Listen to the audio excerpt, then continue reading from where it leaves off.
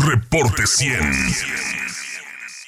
Ya estamos de regreso con la habitual mesa de análisis de los martes, aunque hoy, mire, cuando no está la maestra, estaba Norman, ahora está Norman y ahora no está Jesús, pero ahora está la maestra Olga Hermida Grijalva. ¿Qué tal, maestra? ¿Cómo está? Buenos días. Buenos días, muy bien, buenos días, Norman, y buenos días a toda tu audiencia. Y Norman Navarro, periodista. Lo que queda de mí. Un bonito día para Lo todos. tenemos para el análisis.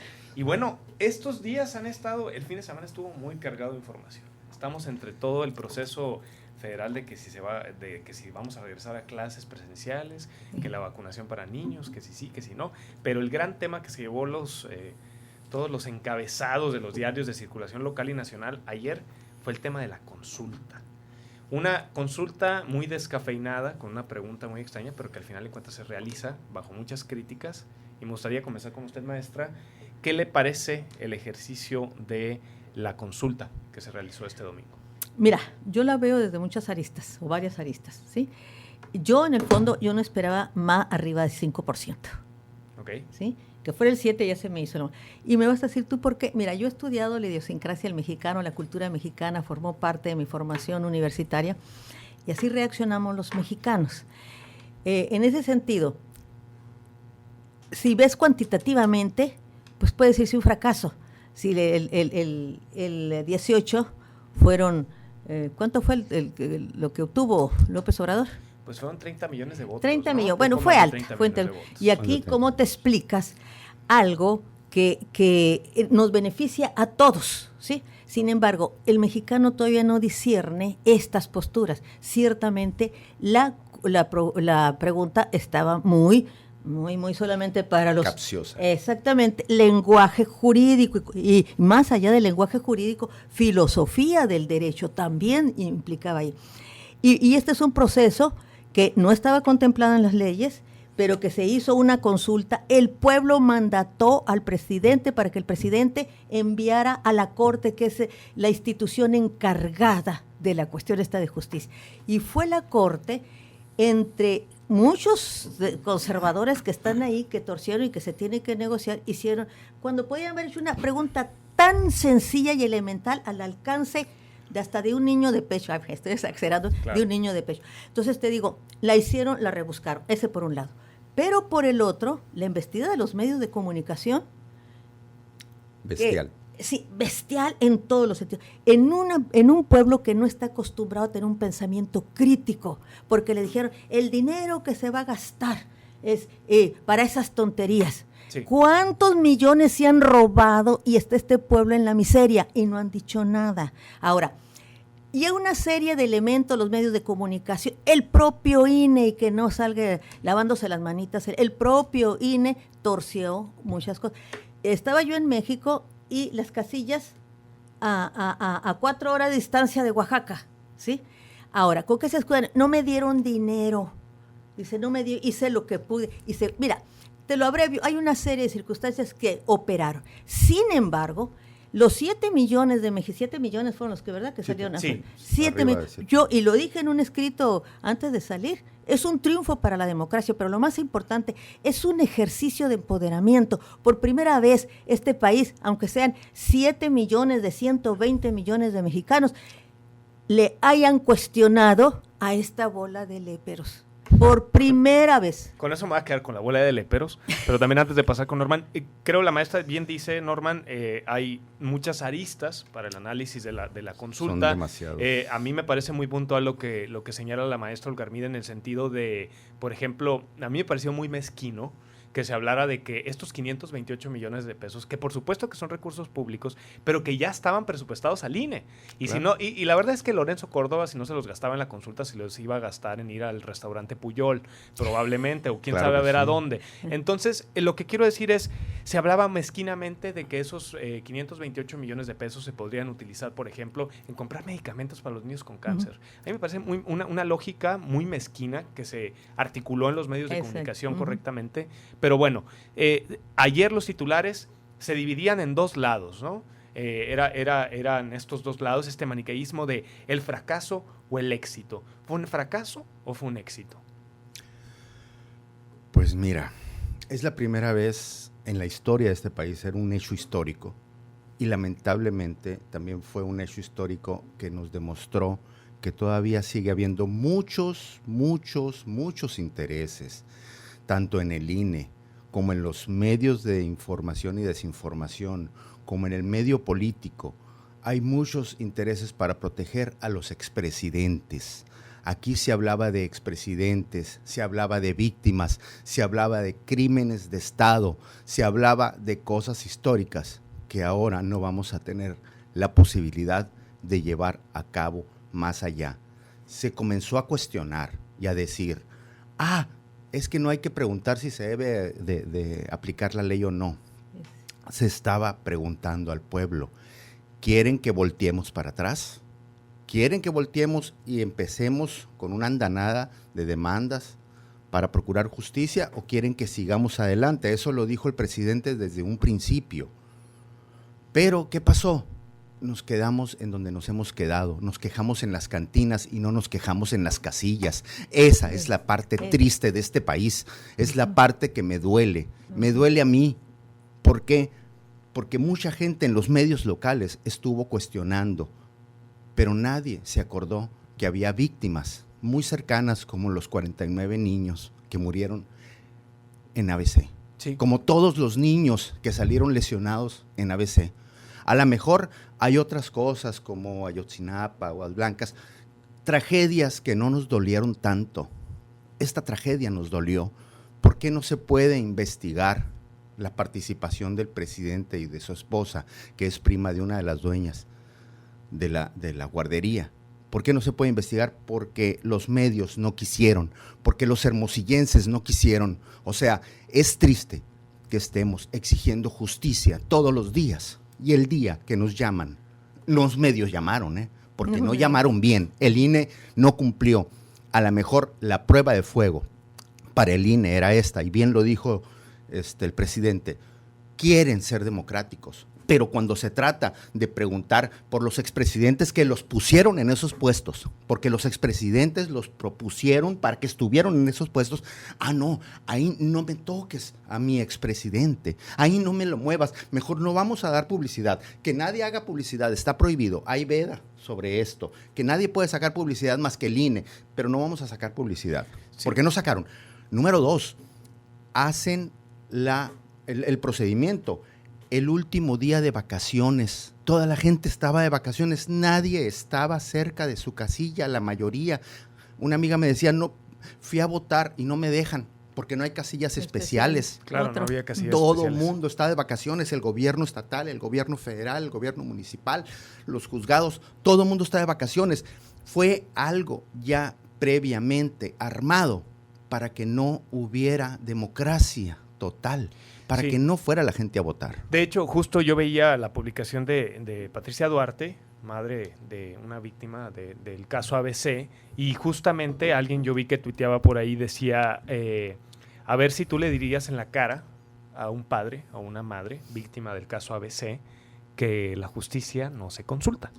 Y en el caso de este caso, pues de los expresidentes que están vinculados al caso de corrupción dentro del Instituto Mexicano del Seguro Social, Margarita Zavala, inclusive pues la carta a la gobernadora en su momento acreditando la solvencia moral de los Gómez del Campo, etcétera, ¿no? Eso por un lado. Ahora, Norman pone sobre la mesa, maestra, ya la parte institucional de la realización de la consulta.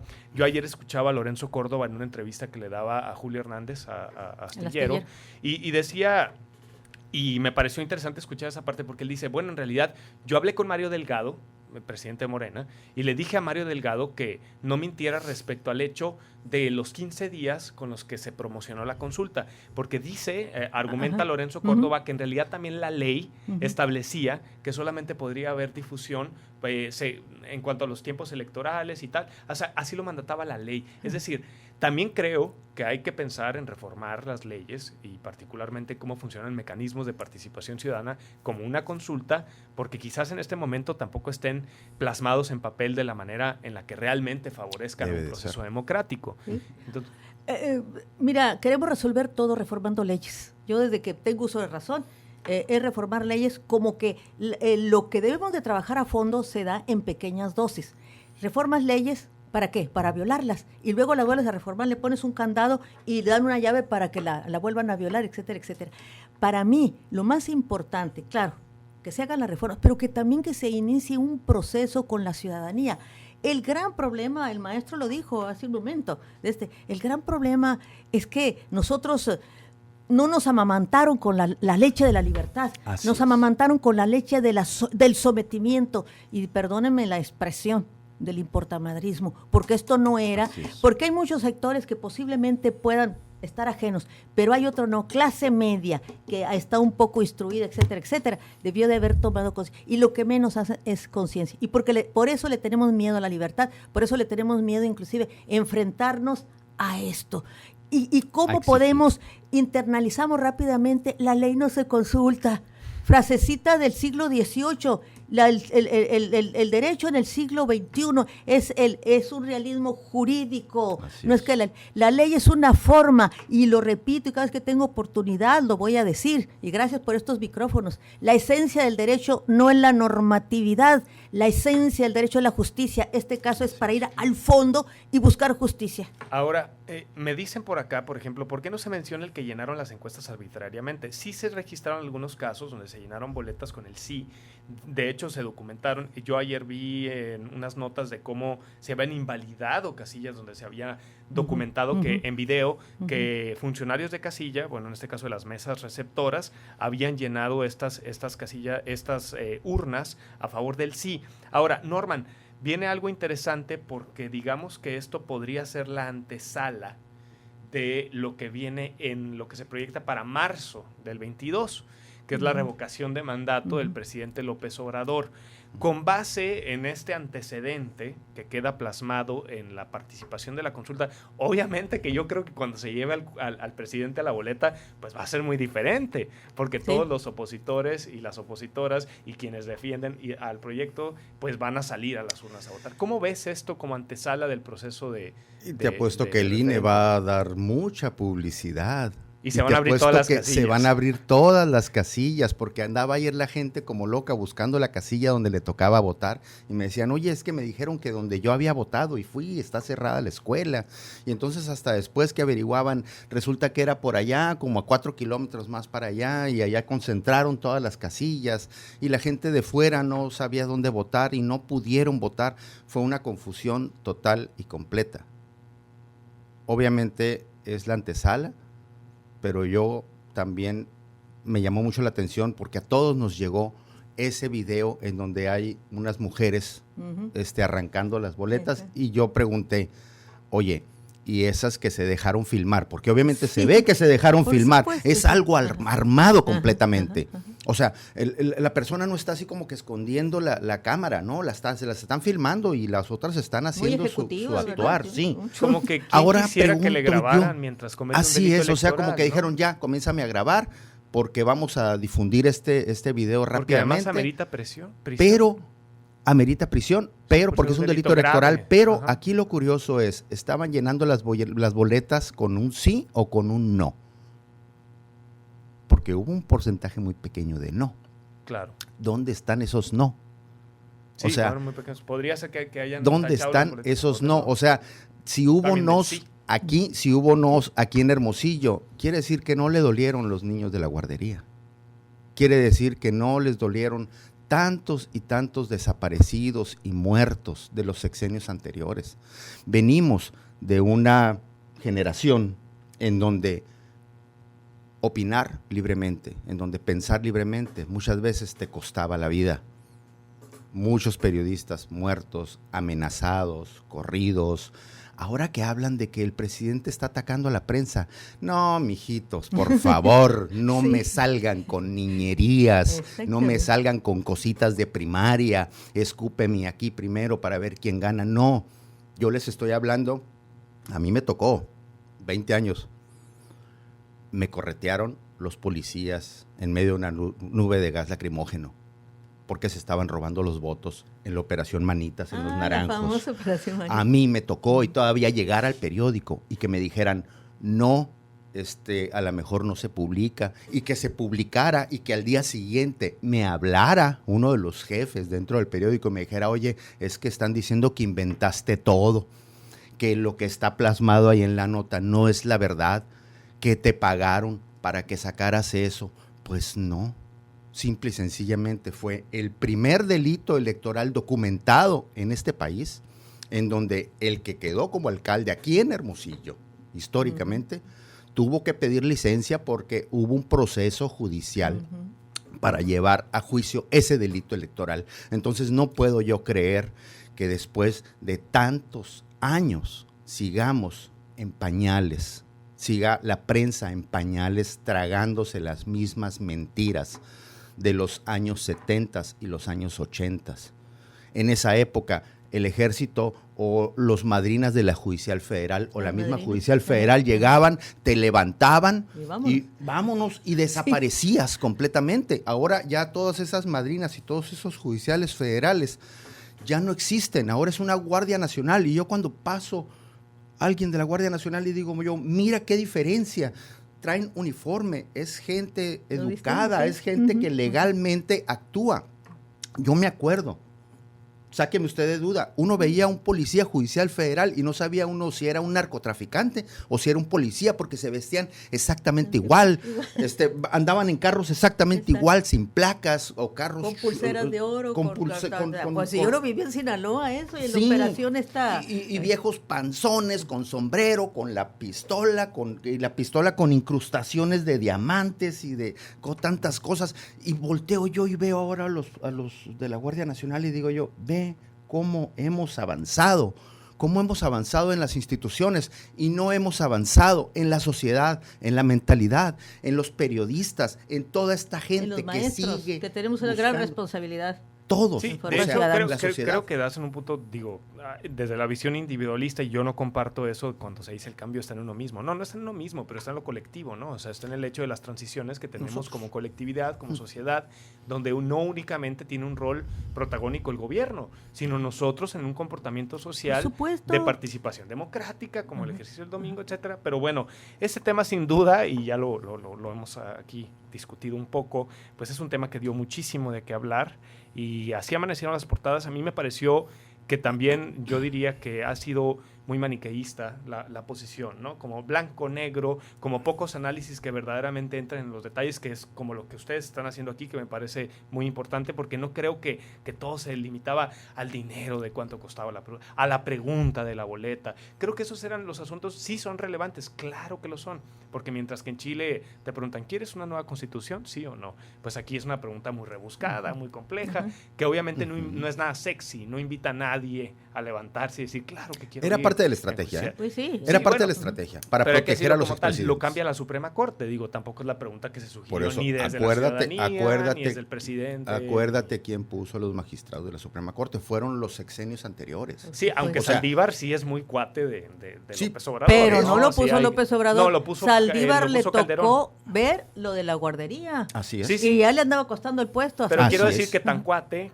que hasta López Obrador aspira a extender el plazo de Saldívar y Saldívar está porque por decidirse en los próximos días. El Poder Judicial. Sí, verdaderamente. Así es. Sí. Pues eso porque ya está de acuerdo en que hay que limpiarlo. Y podemos diferir, ¿no? Fíjate que yo el domingo traía sentimientos encontrados. Traía rabia, la verdad que rabia de ver este pueblo que no se sacude el yugo, y por otra parte me sentía contenta porque para mí es un triunfo de la democracia. Esa democracia que se manifestó cualitativamente en 7 millones, no cuantitativamente. Entonces, y la democracia aquí se da en pequeñas dosis, poco a poco. Así fue el proceso de quitarle el proceso electoral al gobierno. No, pues si yo lo viví, lo estuve, para que llegara a los órganos autónomos, entre comillas, todavía porque no de autonomía tienen muy poco. Ahora, me gustaría... Todavía les falta. Me gustaría, para cerrar, porque ya nos queda poquito tiempo, pero me gustaría pedirles una opinión, y que con eso iniciar con Norman y continuar con la maestra. Ayer, dando un salto cuántico mortal aquí, el viernes pasado, el Cabildo de Hermosillo autorizó ya la mesa mixta de transición. Es decir, para la entrega-recepción del gobierno saliente de Fermín, que está en lugar como alcalde interino en lugar de Celida López, y la mesa de recepción que va a tener, en este caso, pues el alcalde electo Antonio Estiazarán, quien ayer estuvo aquí en este espacio en entrevista, y Antonio manifestaba, pues, muchos temas, digamos, comunes a través de los años, y no digo que sean poco importantes, pero él habla, pues, por ejemplo, de temas como la seguridad, el agua y la infraestructura, y en infraestructura particularmente los baches. Pero yo le comentaba a Antonio lo que ya sabemos. A ver, Hermosillo es uno de los municipios más endeudados, hay poco margen de maniobra, y él en campaña habló mucho de que es mucha ciudad y hay con qué. Norman, ¿cómo ves este inicio de proceso? ¿Qué crees que va a tener que hacer Antonio para hacer frente a los retos de la ciudad? Porque son bastante complejos. Son bastante complejos, pero la historia nos remite a que nada más piden prestado. Van a volver a pedir prestado. A mí me llamó la atención que los primeros boletines que comenzaron a manejar de parte de Antonio Estazarán era que ya se estaba contactando con el banco fulano, que ya se estaba contactando con Banobras, que ya se estaba contactando con... Dios mío de mi vida, dije, nos van a volver a endeudar. Somos una ciudad muy endeudada, no tenemos casi nada. No, se recauda poco, ¿eh? Y además sí, no, me refiero que no tenemos casi nada de infraestructura. Ajá. En comparación con otras ciudades igual de endeudadas, pero que son inmensas, como Guadalajara o Tijuana. Entonces, a mí me llama la atención que llegan, piden prestado y luego hacen unas paradas de camiones millonarias que cuestan como 3 millones con mal oro. Y digo, oye, pues mejor hubieras puesto un techito, algo calmado, ¿no? O sea, ¿para qué gastarse tantos millones en estas paradas?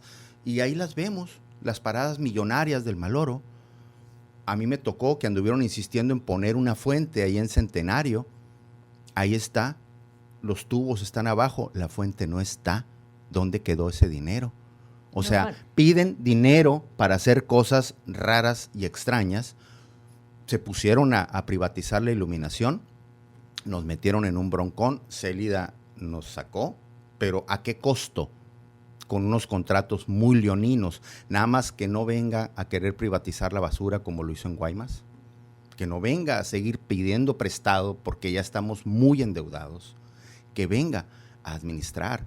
Si ya dijo que él ve que Hermosillo tiene con qué, nada más que no sea que tiene con qué pagar más préstamos. Maestra, ¿Hermosillo tiene con qué? Mira, escuchando a Norman lo que estaba diciendo, yo parto de el que no le arriesga, el que no apuesta, no gana, por decirle algo.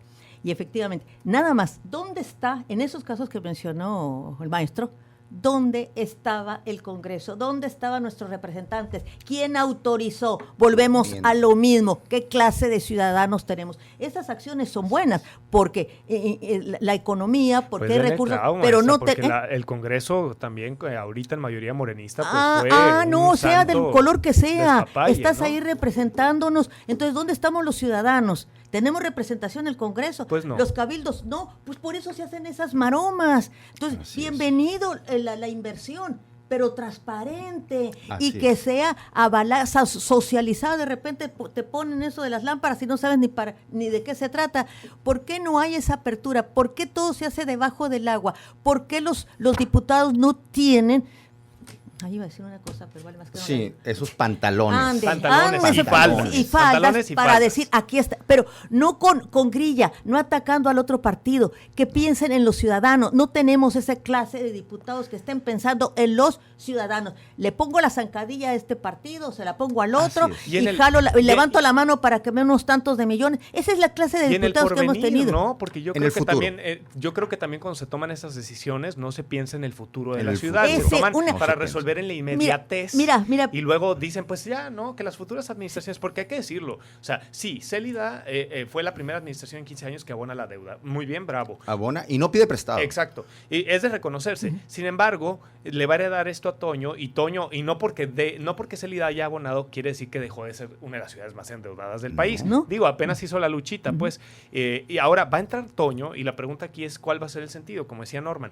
Pero sí, o sea, es como muy desesperante, por decirlo menos, ver cómo se toman estas decisiones con base en la inmediatez del presente, sin pensar en que esta es una ciudad que se tiene que proyectar. A ver, ahí voy yo, futuro. fíjate. Pero con esto vamos a cerrar, porque ya me van a... La visión de futuro. A mí me gusta de los gobernantes la visión de futuro, que tengan los tamaños suficientes para para tener creatividad administrativa, pero con la transparencia debida. Así es. Y mea culpa, ¿dónde estamos los ciudadanos en todas las tranzas que nos han hecho los gobiernos? ¿Dónde estamos? Y dónde, como bien dijo la maestra, ¿dónde está el Congreso? Pero ¿dónde está también la ciudadanía Eso. cumpliendo con su parte de informarse y de decir, Si oye, nos espérate, salieron el domingo, no vamos a permitir que nos vuelvas a sí, endeudar. si nos salieron el domingo si es que sucede, a poner porque un no es sí, hecho.